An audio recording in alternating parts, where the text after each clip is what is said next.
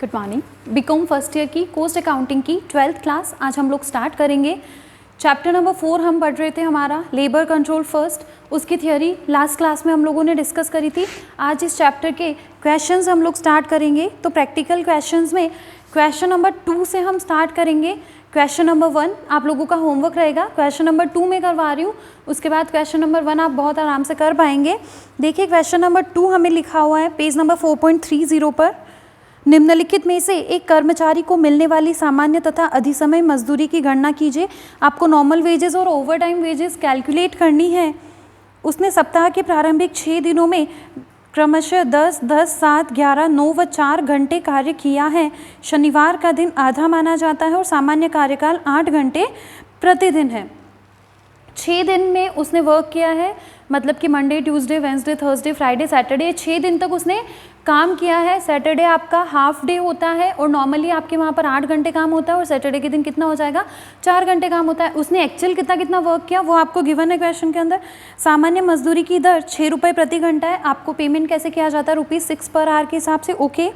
जबकि अधिसमय कार्य करने पर कुल 9 घंटे प्रतिदिन तक सामान्य दर और 9 घंटे प्रतिदिन से अधिक के लिए दोगुनी दर से, अथवा 48 घंटे प्रति सप्ताह तक सामान्य दर तथा 48 घंटों से अधिक घंटों के लिए दोगुनी दर से तय हुआ है, जो भी श्रमिक के हित में हो।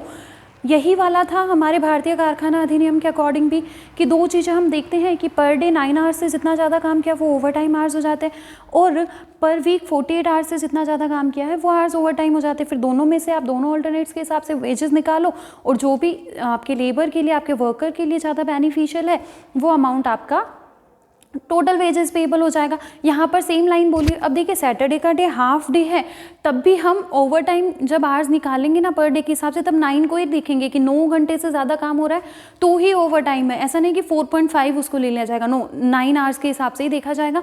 तो अब हम स्टार्ट करेंगे हमारे क्वेश्चन को।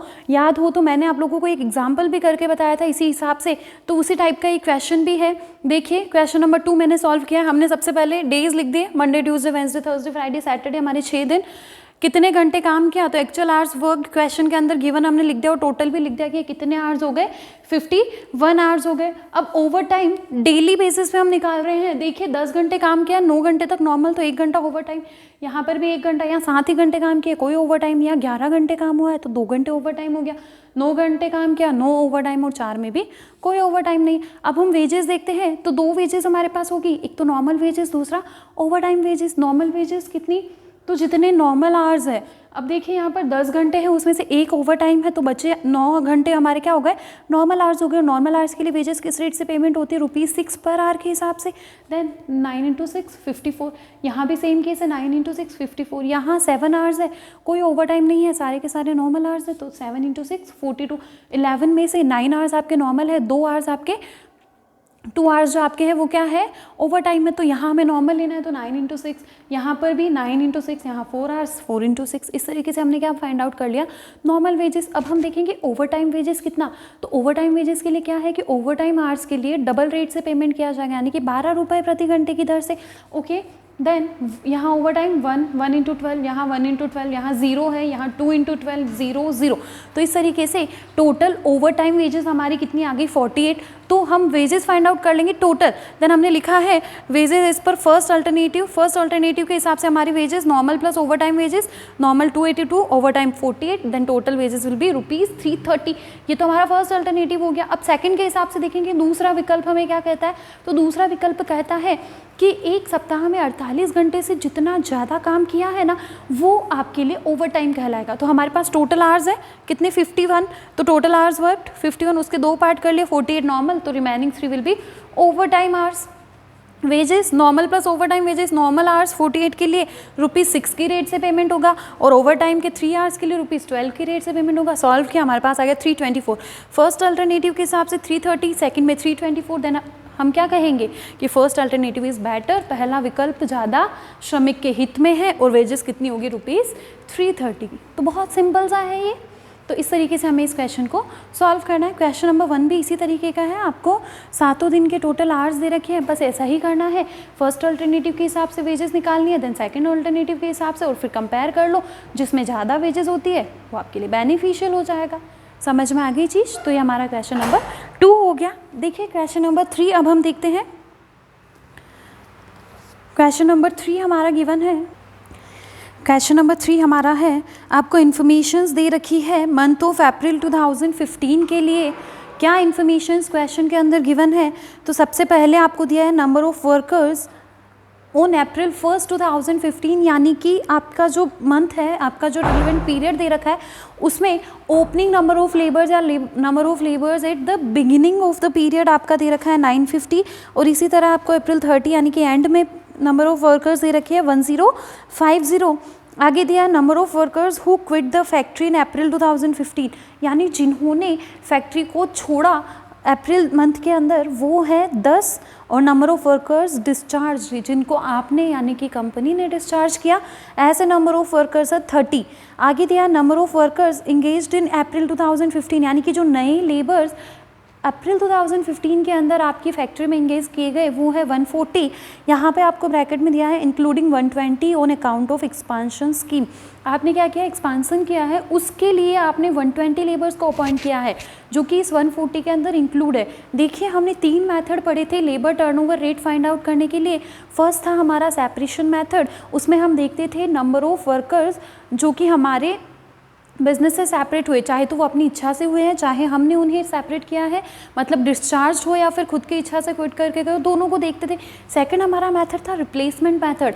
वहाँ ध्यान रखिएगा नंबर ऑफ वर्कर्स रिप्लेस्ड हम लेते थे, नंबर ऑफ रिप्लेसमेंट्स को लिया जाता था। रिप्लेसमेंट का मतलब पुराने की जगह जो नए लाए गए, ऐसे लेबर्स जो कि किसी नई स्कीम के अंदर ही लाए गए। आपकी फैक्ट्री में एक्सपांसन हुआ है, उसकी वजह से जो नए लेबर्स लाए गए वो तो आपके रिप्लेसमेंट स्कीम में नहीं आते, तो यहाँ 140 में से वो 120 रिप्लेस्ड नहीं कहलाएंगे। रिमेनिंग जस्ट 20 लेबर्स वो हमारे नंबर ऑफ रिप्लेसमेंट्स रहेंगे। आपको क्या करना है, calculate the labour turnover rate and equivalent annual rate under different methods. आपको सभी मेथड से क्या करनी है, एक तो लेबर टर्नओवर रेट निकालनी है और दूसरी है वार्षिक समानार्थी दर इक्विवेलेंट एनुअल रेट।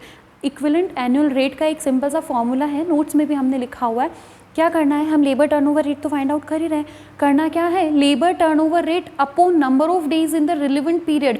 मंथली आपको इन्फॉर्मेशन गिवन है तो number of days in the month कर लो, जनवरी है तो 31 करेंगे, अप्रैल है यहाँ पर तो 30 करेंगे, into number of days in a year. अगर आपको क्वेश्चन में नंबर ऑफ डेज गिवन है तो वो ले लो और नहीं गिवन है तो 365 को हम ले लेते हैं। सिंपल सा फॉर्मूला है labour turnover rate upon number of days in the relevant period into number of days in a year. इस तरीके से आपको क्या निकालना है, equivalent annual rate find out करनी है। ओके, अब हम स्टार्ट करते हैं हमारा क्वेश्चन। थ्री मेथड्स हमारे हैं, टोटल 3 मेथड है ना। First separation method, second replacement method और थर्ड फ्लक्स रेट मेथड, जो इन दोनों मेथड्स का कॉम्बिनेशन होता है।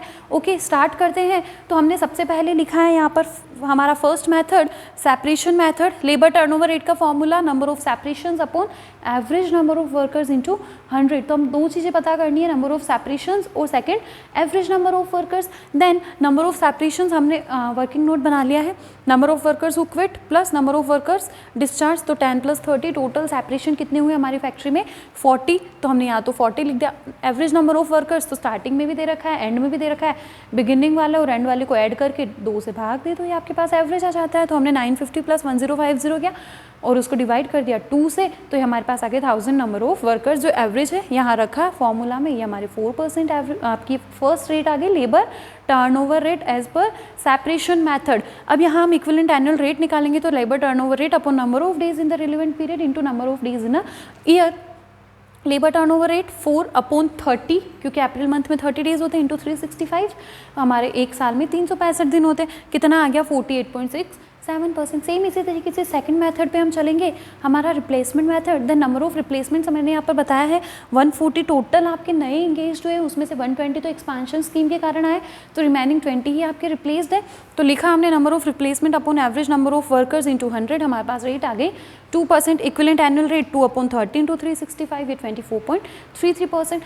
फ्लक्स रेट मेथड थर्ड हमारा, दोनों का combination formula number of separations plus number of replacements upon average number of workers into 100, तो कितना हो गया 40 + 20 अपॉन 1000 इंटू 100। तो इस तरीके से हमारे पास फ्लक्स रेट मेथड से लेबर टर्नओवर रेट आ गए 6% और इक्विवेलेंट एनुअल रेट हमारी 6/30 इंटू 365 73%। सिंपल सा हमारा क्वेश्चन।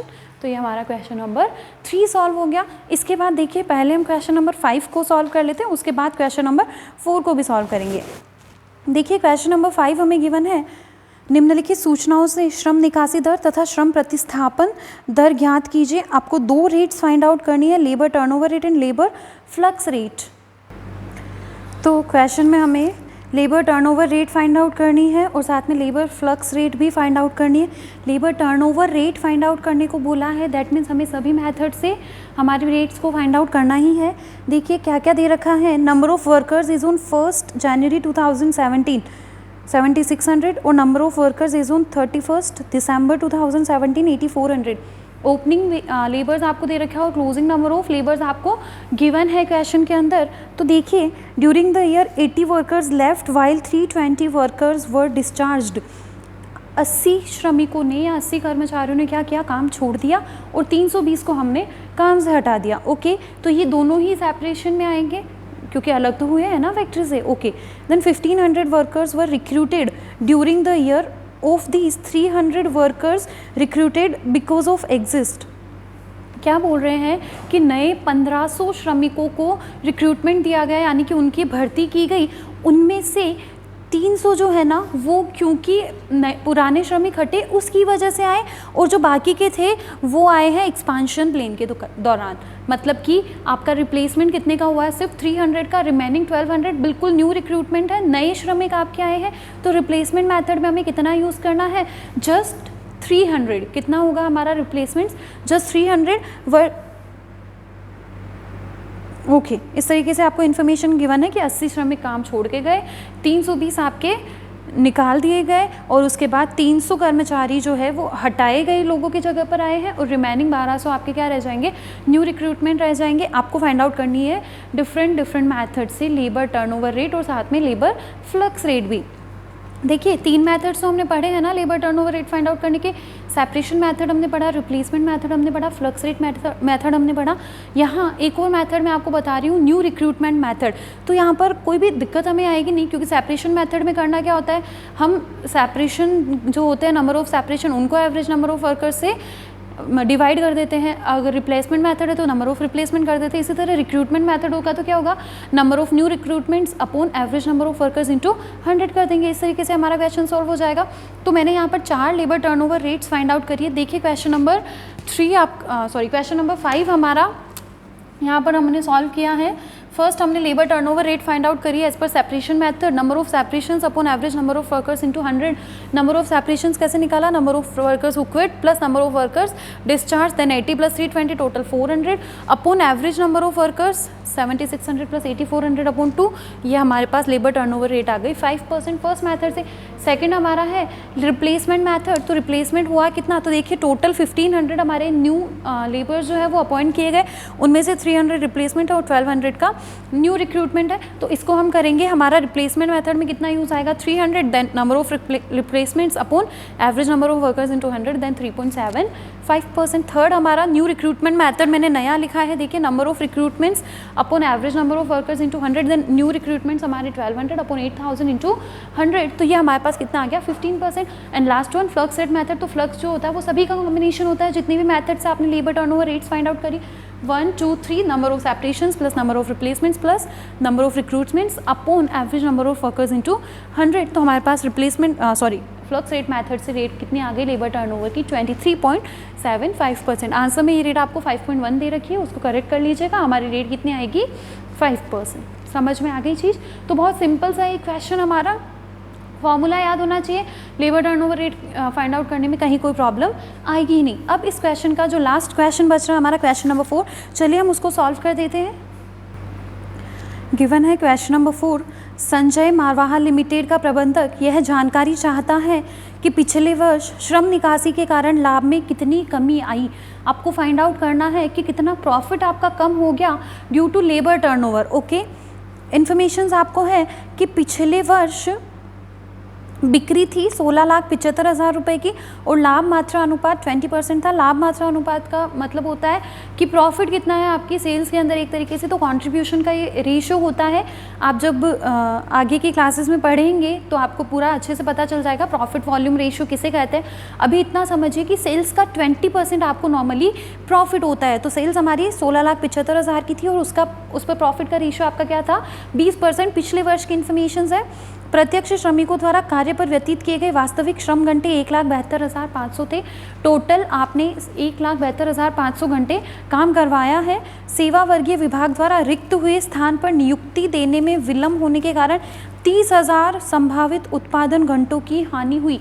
इस वर्ष सेवा वर्ग विभाग में कुछ पद रिक्त हुए और वहाँ पर नई जो नियुक्ति दी गई, नए जब तक आपके रिक्रूटमेंट हुआ या अपॉइंटमेंट हुआ तब तक 30,000 घंटों की क्या हो चुकी थी, हानि हो चुकी थी। वास्तविक प्रत्यक्ष श्रम घंटों में नए श्रमिकों को प्रशिक्षण देने के 10,000 घंटे सम्मिलित थे, जिनमें से आधे अनुत्पादक कार्य घंटे थे। ऊपर जो आपको लेबर आवर्स दे रखे थे ना, 1,72,500 आवर्स आपका वर्क हुआ है, वहाँ अब आपको ये कहा जा रहा है कि इनमें 10,000 घंटे शामिल है जो कि ट्रेनिंग आवर्स है, मतलब जिस दौरान आपके श्रमिकों को ट्रेनिंग दी गई। और ट्रेनिंग आवर्स में 5,000 यानी कि हाफ, जो 5,000 आपके आवर्स है ना वो प्रोडक्टिव है और 5,000 अनप्रोडक्टिव है। मतलब 5,000 ऐसे घंटे हैं जिनको उत्पादक माना जाए और 5,000 अनउत्पादक घंटे माने जाए। तो अनप्रोडक्टिव कुछ भी होता है तो वो तो हमारा एबनॉर्मल लॉस की तरह हो जाता है, तो वो तो कोस्टिंग प्रॉफिट एंड लॉस से जाता है। हमें जो कैलकुलेशन करनी होती है वो सिर्फ प्रोडक्टिव आवर्स के लिए करनी होती है। ओके, आगे हमें और कुछ खर्चे दे रखे हैं। श्रम निकासी का विश्लेषण करने पर निम्नलिखित सूचनाएं पता चली। क्या हुआ? सेटलमेंट कॉस्ट आपकी लगी है 10,000 रुपये की, रिक्रूटमेंट कॉस्ट आपकी लगी है 8,000, सिलेक्शन कॉस्ट 7,000, ट्रेनिंग कॉस्ट आपकी 5,000। ये सारी की सारी लेबर टर्नओवर की वजह से हुई है, क्योंकि अगर लेबर टर्नओवर नहीं होता, श्रम निकासी नहीं होती, श्रमिक छोड़कर नहीं जाते, उनकी जगह नए नहीं लाने पड़ते, तो ये सारा सेटलमेंट, रिक्रूटमेंट, सिलेक्शन, ट्रेनिंग, ये सारे कॉस्ट तो होती ही नहीं। तो ये सब भी क्या है? हमारा खर्चा है, हानि है, इतनी कमी आई है हमारे लाभों में, तो ये कमी तो है। आगे बोल रहे श्रम निकासी के कारण लाभ में हुई कमी, यह मानते हुए ज्ञात कीजिए कि श्रम निकासी के कारण उत्पादन में हुई कमी को प्रचलित मूल्य पर बेचा जा सकता था। यानी कि जो 30,000 घंटे की आपकी हानि हुई है, अगर वो हानि नहीं होती तो उस दौरान नॉर्मली वैसा ही प्रोडक्शन हो सकता था, वैसे ही सेल्स हो सकती थी जितनी कि पिछले साल हुई थी।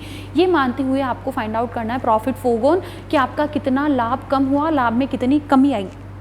समझिएगा, तो लाभ में कमी कितनी आई, तो ये 4 खर्चे तो हमें सीधे से दिख रहे हैं कि हाँ इतना तो हमारा लॉस हुआ है, मतलब प्रॉफिट कम हुआ है। इसके अलावा जो वो 30,000 घंटे काम नहीं हो पाया, उस दौरान अगर काम होता तो प्रोडक्शन होता तो सेल्स होती तो प्रॉफिट भी होता। तो अब हमें ये फाइंड आउट करना है कि उस 30,000 घंटों में कितना प्रॉफिट हो सकता था। ये हमारा कंट्रीब्यूशन या प्रॉफिट फोरगॉन है एक तरीके का। तो इसको हमने फाइंड आउट किया है। देखिए नोट हमने बनाया है।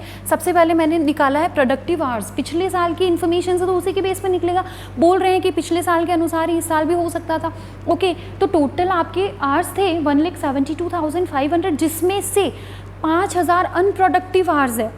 10,000 टोटल ट्रेनिंग आवर्स है ना, उसमें से 5,000 क्या है प्रोडक्टिव है, तो रिमेनिंग 5,000 अनप्रोडक्टिव। तो हमें तो अनप्रोडक्टिव का पार्ट हटाना है, तो हमने 5,000 हटा दिया। मतलब प्रोडक्टिव आवर्स 1,67,500 आवर्स ऐसे थे जब काम हुआ है, जब प्रोडक्शन हुआ है। ओके, अब आपको सेल्स दे रखी है क्वेश्चन के अंदर, हमें पर आवर सेल्स पता चल जाए तो हम पर आवर जो हमारे 30,000 आवर्स है उनके लिए भी सेल्स भी निकाल सकते हैं, प्रॉफिट भी निकाल सकते हैं। Then sales per productive hours, sales upon number of productive hours. Total आपकी सेल कितनी हुई है 16,75,000 की, और आपके घंटे कितने 1,67,500। तो एक घंटे में 10 रुपये की सेल होती है। ये हमारे पास आ गया।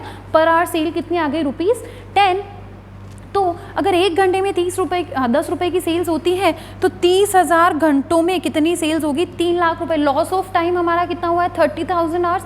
तो सेल्स फोरगॉन यानी कि सेल्स में कमी कितनी आई 3 लाख रुपए की, क्योंकि 30,000 घंटे काम नहीं हुआ। हर घंटे 10 रुपये की सेल्स हो जाती है, तो 30,000 घंटे जब काम नहीं हो रहा तो 3 लाख रुपए की सेल्स कम बढ़ गई। तो हमारा प्रॉफिट कितना गया, तो प्रॉफिट हमारा 20% ऑफ सेल्स है। देन 3 लाख का 20% 60,000 रुपये का हमारा प्रॉफिट क्या हो गया, कम हो गया। समझ में आई चीज़, पूरा समझ में आया। पहले हमने प्रोडक्टिव आवर्स देखे कि कितने घंटे हमारे काम हुआ है, एक्चुअली प्रोडक्शन हुआ है, तो हमने अनप्रोडक्टिव आवर्स को हटा दिया, रिमेनिंग हमारे प्रोडक्टिव आवर्स। फिर हमने सेल्स निकाली कि एक घंटे में कितनी सेल्स हो जाती है। फिर हमने देखा कि 30,000 घंटे जो गए हैं उनमें कितनी सेल्स हो सकती थी और उनमें कितना प्रॉफिट हो सकता था। तो वो हमारा लॉस हो गया कि इतना प्रॉफिट हमें नहीं हो पाया। प्रॉफिट फोरगॉन कितना 60,000। तो अब यहाँ हमने स्टेटमेंट बनाया, स्टेटमेंट ऑफ प्रॉफिट फोरगॉन।